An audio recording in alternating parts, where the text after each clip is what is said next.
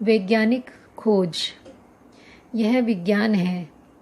भारत के ऋषियों ने प्रकृति के नियमों के विज्ञान का अनुसंधान किया, ऋत का अनुसंधान किया।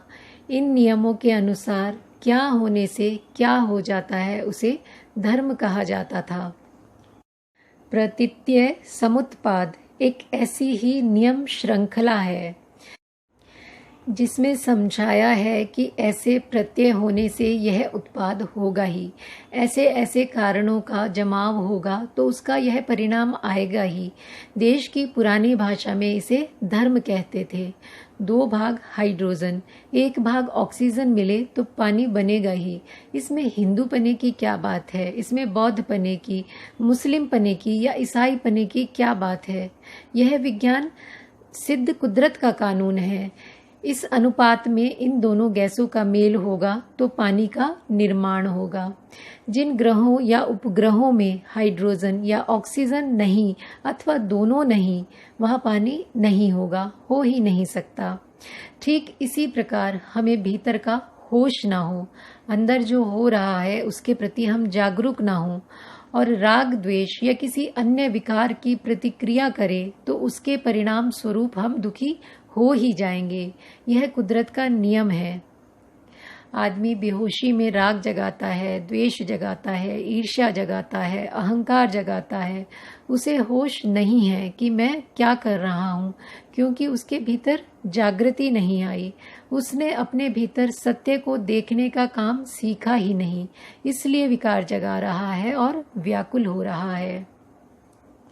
चाहे वह हिंदू, मुसलमान, बौद्ध या जैन हो, ऐसी आत्मा या वैसी आत्मा को मानने वाला हो अथवा किसी आत्मा को ना मानने वाला हो, ऐसे ईश्वर या वैसे ईश्वर को मानने वाला हो अथवा किसी ईश्वर को ना मानने वाला हो, विकार जगाएगा तो व्याकुल होगा ही। कोई अपने भीतर राग या द्वेष जगाकर स्वयं देख ले, व्याकुल होता है या नहीं। मान्यता चाहे जो माने, कुछ काम नहीं आएगी। ये केवल मान्यताएं हैं, जान्यताएं नहीं हैं। जानामी, जब धर्म की अनुभूतियों के स्तर पर जानने लगोगे, जब धर्म को अनुभूतियों के स्तर पर जानने लगोगे, तब सारे जंजाल दूर हो जाएंगे। कितने बड़े भ्रम में जीवन बीत जाता है। मैं दुखी होता हूँ तो मुझे पता ही नहीं लगता कि मैं क्यों दुखी हुआ। ऊपर ऊपर से यही सच लगता है कि उसने मुझे गाली दी, इसलिए मैं दुखी हुआ। उसने मेरा अपमान किया, इसलिए मैं व्याकुल हुआ। यह अनचाही बात हो गई, इसलिए व्याकुल हुआ। यह मनचाही बात नहीं हुई, इसलिए मैं व्याकुल हुआ। ऊपरी ऊपरी नज़रों से देखें तो यह बात सच भी है कि किसी ने मेरा अपमान किया, कोई अनचाही बात हो गई, कोई मनचाही बात नहीं हुई, इसलिए मैं व्याकुल हो गया। परंतु यह ऊपरी ऊपरी सच्चाई है। जिस दिन भीतर की सच्चाई देखना शुरू कर देंगे, उस दिन बात अच्छी तरह समझ में आने लगेगी कि मेरे व्याकुल होने के कारण उस व्यक्ति द्वारा दी गई गाली नहीं है। यह अनचाही घटना नहीं, इस मनचाही घटना का ना होना नहीं, बल्कि मेरे दुख का कारण, मेरी व्याकुलता का कारण मेरे भीतर समाया हुआ है। मैं जब जब विकार पैदा करता हूँ, व्याकुल हो जाता हूँ। कोई गाली मेरे कानों में पड़ी और मैंने विकार जगाया, तो इस विकार की वजह से व्याकुल हुआ। लेकिन विकार जगाने के पहले ना जाने कितनी घटनाएं मेरे भीतर और घट गई। भीतर झांकेगा तो ये सारी घटनाएं देखने लगेगा। चित्त और शरीर का यह सारा प्रपंच देखने लगेगा। इनकी आपस की प्रतिक्रियाएं देखने लगेगा तो बात समझ में आ जाएगी, धर्म समझ में आ जाएगा, प्रकृति का स्वभाव समझ में आ जाएगा और उसके बाहर निकलना आसान हो जाएगा। कल्पनाओं में पड़े रहेंगे, दार्शनिक मान्यताओं में पड़े रहेंगे तो इससे छुटकारा नहीं मिलेगा। भारत में जो धर्म होता था वह बहुत बड़ा विज्ञान था, ऋत था, कुदरत का कानून था। ऋत विज्ञान को कहते हैं, कुदरत की सच्चाई को ऋत कहते हैं। हमने उसको अंध मान्यताओं में उलझा दिया, दार्शनिक मान्यताओं में उलझा दिया और सच्चे धर्म को खो बैठे। सत्य को जैसा है वैसा देखना, कल्पना को नजदीक नहीं आने देना, अंतर्मुखी हुए और कोई कल्पना करने लगे तो कल्पना के आधार पर चित्त एकाग्र अवश्य हो जाएगा, इसमें कोई संदेह नहीं है। लेकिन धर्म नहीं जान पाएंगे, कुदरत के कानून को नहीं जान पाएंगे, अपने अंतर मन की गहराइयों में जिस स्वभाव शिकंजे में जकड़े गए हैं, गिरफ्त हो गए हैं, उस स्वभाव शिकंजे के बाहर नहीं निकल पाएंगे। भीतर ही भीतर ऐसी ग्रंथियां पैदा कर ली, ऐसी एक स्वभाव शैली बना ली कि जहाँ मनचाही हुई वहाँ राग पैदा कर लिया, जहाँ अनचाही हुई वहाँ द्वेष पैदा कर लिया। यह जो स्वभाव बना लिया है, इसके बाहर कैसे निकलेंगे? ऊपर ऊपर से मन को शांत कर लेंगे, पर भीतर तो स्वभाव वैसा का वैसा रहेगा। अपने भीतर अंतर मन की गहराइयों तक जाने के रास्ते में ये सारी बातें हमें भरमाती हैं। ये सारी बातें मन को एकाग्र तो करती हैं, ऊपर ऊपर से शांति भी ले आती हैं, लेकिन हमको अपने भीतर की सच्चाई नहीं देखने देती। इसलिए इन कल्पनाओं को एक और रखेंगे, झूठ को नज़दीक नहीं आने देंगे। जहाँ किसी मानी हुई बात की कल्पना करने लगे, हमारे लिए झूठ हो गई, क्योंकि हम उसकी कल्पना ही करेंगे। हमको अनुभव तो हुआ नहीं, हमने स्वयं तो देखा नहीं। किसी ने कह दिया कि दिल्ली में कुतुब मीनार है, वह ऐसी है वैसी है। हम बैठकर उसका ध्यान करेंगे तो जैसा सुना था वैसी ही कल्पना करेंगे कि कुतुब मीनार ऐसा है। पर जब कुतुब मीनार को देख लेंगे तब सही रूप में जान लेंगे कि सचमुच ऐसा ही है। सच्चाई को देख लिया, किसी ने देखा और हमने सुना, उसका ध्यान हमारे लिए खतरनाक हो गया। हमने स्वयं देखा, अपनी अनुभूति पर उतारा और उसको देखते चले गए तो बड़े कल्याण की बात हो गई। अनुभूति द्वारा जानने का जो तरीका बताया, उससे स्पष्ट है कि भारत के अनेक संत विपश्यना ही करते थे। भले यह शब्द इस्तेमाल नहीं किया, पर विपश्यना ही किया करते थे। संत नानक ने समझाया कि कैसे करोगे। कहा, था पिया न जाए किता न होई, आपे आपी निरंजन सोई। जिस क्षण तुम्हारे भीतर जो सच्चाई प्रकट हो, उस पर कुछ थोपने मत लग जाना, नहीं तो भटक जाओगे, क्योंकि सच्चाई नहीं देख पाओगे।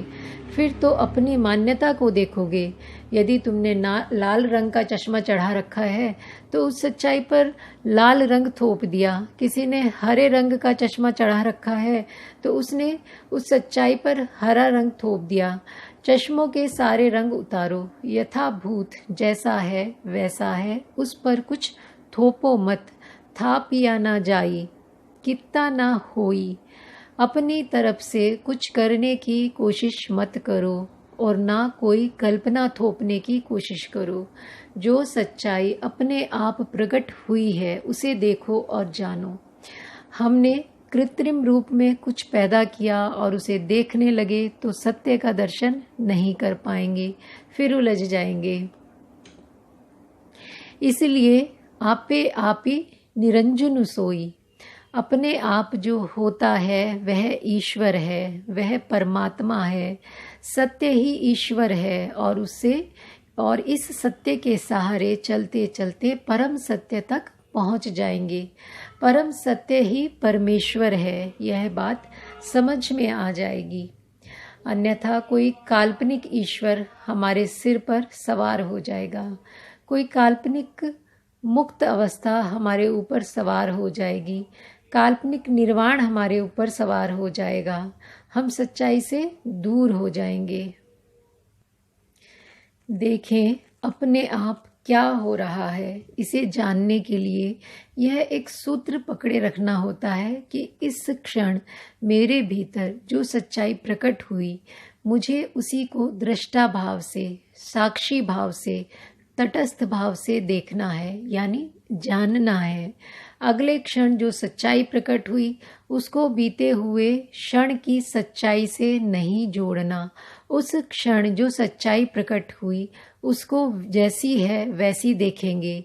उससे अगले क्षण जो सच्चाई प्रकट हुई उस क्षण उसे देखेंगे। यूं क्षण प्रति क्षण क्षण प्रतिक्षण जो सच्चाई प्रकट होती जाएगी उसी को देखते जाएंगे, उसके स्वभाव को समझते जाएंगे। उसको देख रहे हैं तो सत्य का दर्शन कर रहे हैं, उसके स्वभाव को समझ रहे हैं तो धर्म का दर्शन कर रहे हैं।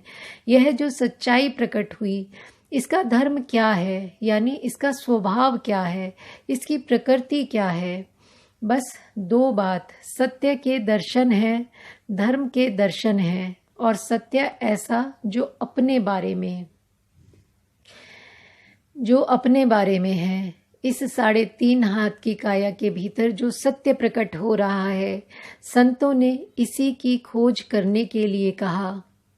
हर संत जो मुक्त होता है अपने भीतर की सच्चाई के दर्शन करने के लिए कहता है। भारत का एक और संत कहता है, 3 हाथ एक अड़धाई, ऐसा अंबर चीन्हो मेरे भाई, देखो मेरे भाई खोजो मेरे भाई।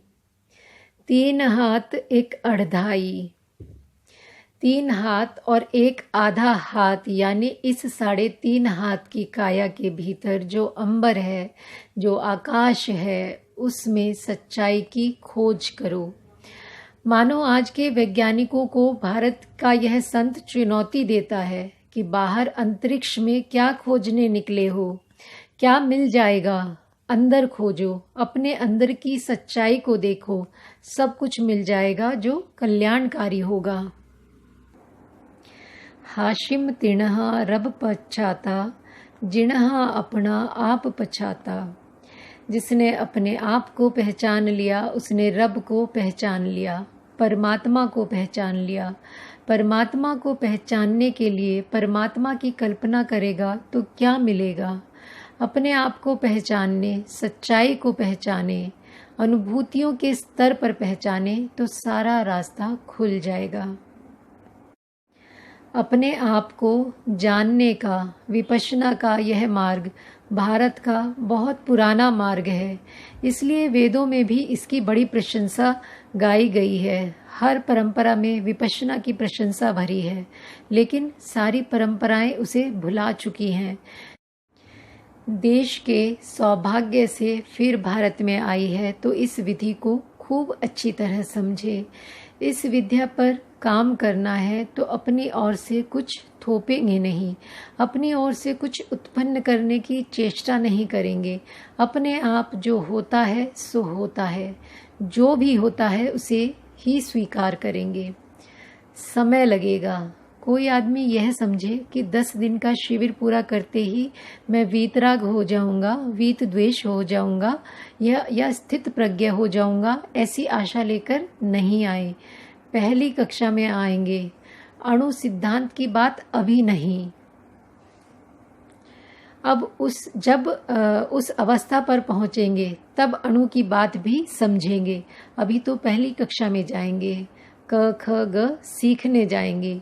सीखेंगे कि हम इस तरह से क ख घ लिखा करते थे, अब ज़रा ऐसे भी लिखकर देखें यह विद्या कहाँ ले जाती है। इसे आजमाने के लिए आएंगे। आजमा कर देखें कितनी शीतलता प्राप्त होती है, कितनी शांति प्राप्त होती है। जीवन कैसे सुख शांति से भर जाता है। अपना भी मंगल सधने लगता है और दूसरों का भी मंगल सधने लगता है। अपना भी कल्याण होने लगता है और दूसरों का भी कल्याण होने लगता है। जीवन जीने की एक बहुत अच्छी कला हाथ आ जाती है।